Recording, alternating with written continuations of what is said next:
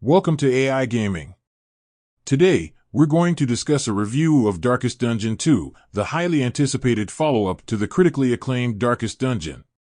However, it's important to note that this game feels more like a spin-off than a true sequel, as it deviates from the original's formula in several ways. First and foremost, the gameplay in Darkest Dungeon 2 is centered around standalone runs, similar to Slay the Spire, as opposed to the continuous progression of the original game.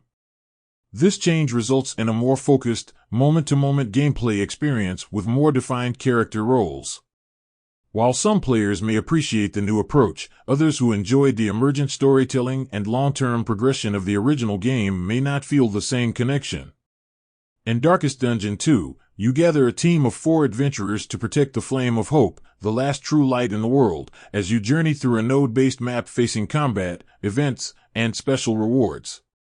The Flame of Hope mechanic is reminiscent of the torch system from the first game, but has its own unique challenges. Combat in Darkest Dungeon 2 remains brutal, turn-based, and rewards tactical thinking. The game introduces an affinity system that affects how characters interact with one another, which can significantly impact the outcome of a run. If you dislike the stress mechanic from the original game, you might not enjoy the increased importance of character relationships in the sequel.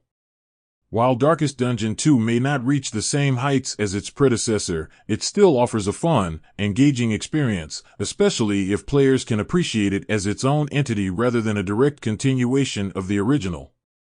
The game's presentation is excellent, with the transition from hand-drawn artwork to 3D models being well executed and retaining the original's aesthetic.